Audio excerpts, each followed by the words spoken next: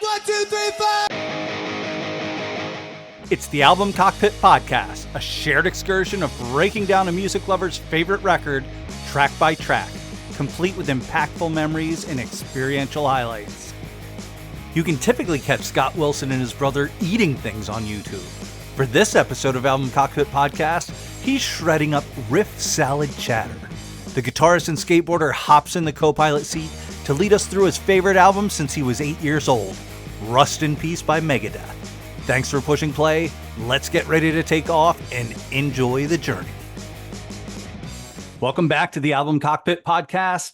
Today, we've got Scott Wilson, who is an artist, guitarist, skateboarder, father, husband, an all-around positive force in and around Indianapolis. I was able to hand him one of the Album Cockpit Podcast guitar picks as we were both at a small location here in Indy. So Black Circle is fantastic. And we were seeing Tim Capella, the saxophonist from the Lost Boys, who was also Tina Turner's touring saxophonist for decades. So great to bump in. And he was willing to hop on here. So Scott, thanks so much for joining. Oh, absolutely. Absolutely, man. I knew that when you handed me that pick, I was going to be like, all right, I'm doing it. I tend to say yes to stuff. So well, and I was no pressure. I was like, here, check this out if you want. I'm going to go over and listen a little bit. Yeah. Tim Capella, man, that was an experience. Yeah, no, he is a fun one, but you've got fun stuff going on as well. So you and your brother co-host a YouTube food show called Mashed, and it is the ultimate destination for food lovers. I had no idea. You've got 4,000 videos and 1.32 million subscribers, dude. Tell me about how this started. Well, there's more to that than so mashed.com is my brother and I work for like a content company, like an internet content company, right? And that's one of our brands, right? So but recently they've kind of been like, you know what, man, I think we need to change course a little bit. We need to do some experimenting. We need some personalities or whatever.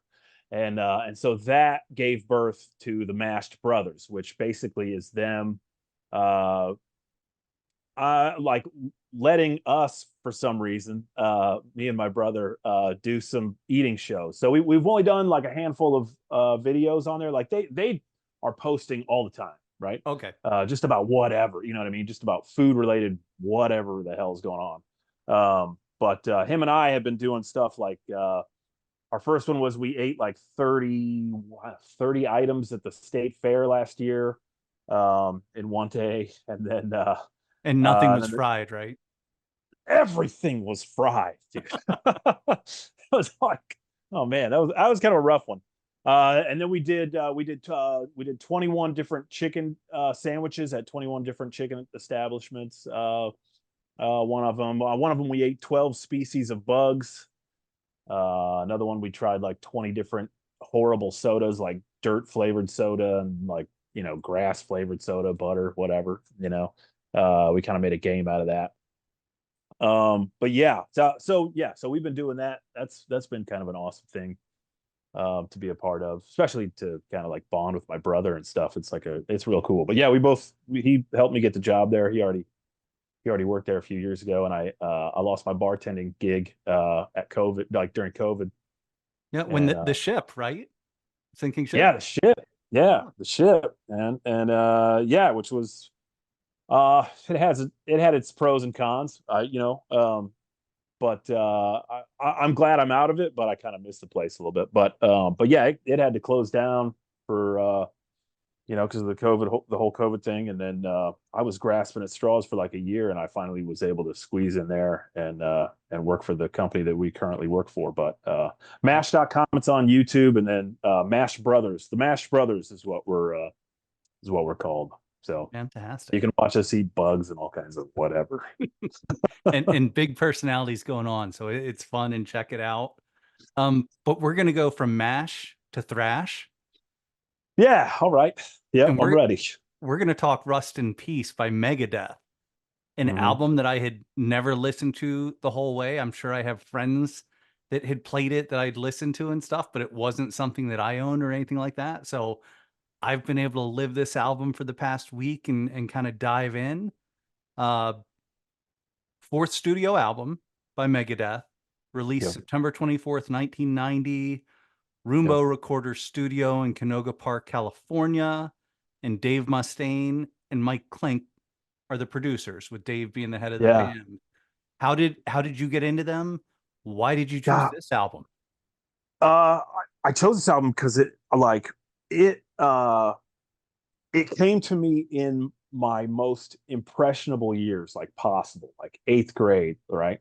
I think CDs, I had been collecting tapes, but I think CDs had just kind of like hit the market like a year or two prior or whatever, or right in there somewhere. And I think his name was Gabe. It was like a year or two before. I think I was in sixth or seventh grade, and this dude named Gabe, I think, man, who was just like this like crusty hasher dude that I like. I looked like a real shitty version of like Michael J. Fox. You know what I mean?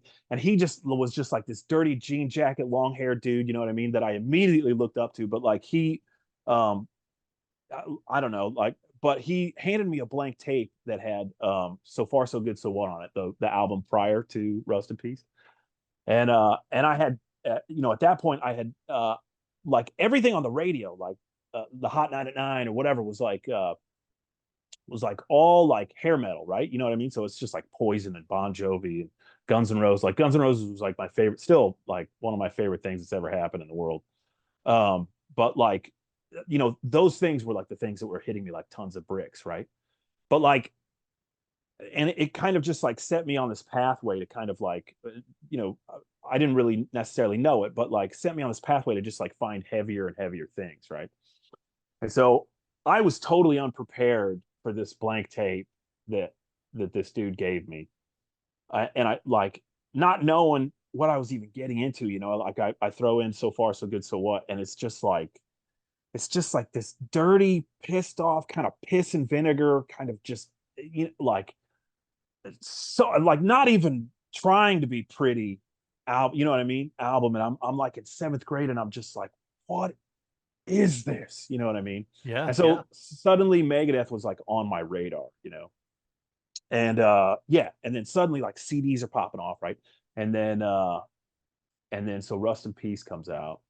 And I mean, I have like, I bought it like CDs when they first came out, they had those picture boxes, Yeah.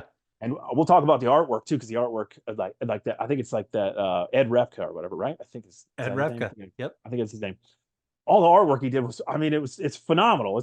He's still alive, and he's my buddy Dustin. They just paid him to do he's in a band called Flesher, and Ed Repka just did their album cover, so he's still kicking. Amazing. He's still killing it. God, he's still so good. That's But awesome. I mean, that album cover just demands respect. Like like even if you didn't know who Megadeth was, you'd be like, I want to buy this. You know what I mean? Just for the artwork alone, it just reels you in. But yeah, so that like back then it was like picture boxes, right? So like it's like that was like a step. Like when you were buying cassettes, you just got this tiny little piece of artwork. And back then I used to buy like cassettes. I would save up my lunch money and then buy cassettes just because of the album cover. You know what I mean? Like how Yeah. gnarly of an album cover can I find? But um anyway, I was so young. I have like memories of me in the bathtub with a boombox on the sink listening to Rust in Peace and just going through the you know what I mean, like the lyrics and the liner notes or whatever, and just Yeah. like I'm taking a bath. I don't know. I think that was the last time I took a bath. But like You I need some more vivid, magical albums to come out so you can have yeah, bath time again. something. I don't. Well, I don't fit in a bath very No, well that's why I anymore. avoid them as well. Yeah. So it's kind of awkward. But yeah, I just have vivid memories of I mean, that album, like I didn't even know how good it was because I was just a child, you know what I mean? It was like I didn't even know what I was listening to, like, and like now as an adult and being able to, as a guitar player and like as a music maker, being in a thrash band myself for a lot of years, you listen to this album and like, or you go through the tablature or whatever, and you like, and like the way this guy, or at least at that point, was writing and playing the guitar, it was so unique. The whole album is filled with the most unique, weird guitar playing with odd time signatures and really weird like song structures too, that Yeah. for some reason makes sense but really shouldn't. Yeah, You know? just transitions that drop in and out, and it's just like, oh, how did we go Yeah, to this now? It sounds like a completely different song almost. yeah, and there's barely like a verse, chorus, verse. I mean, like inside of it, maybe a little bit here and there, but like not really, not in your normal way. You know what I mean? And but he makes it all work anyways. And that like there's 1,000 riffs inside of every song, and you never feel like it's riff salad. You know what I mean? Yeah. Like, Well, and I think one of the elements here as we go through, I want to apologize to you and any Megadeth fan that is listening. I'm going to mess up some things. Do not yell at me.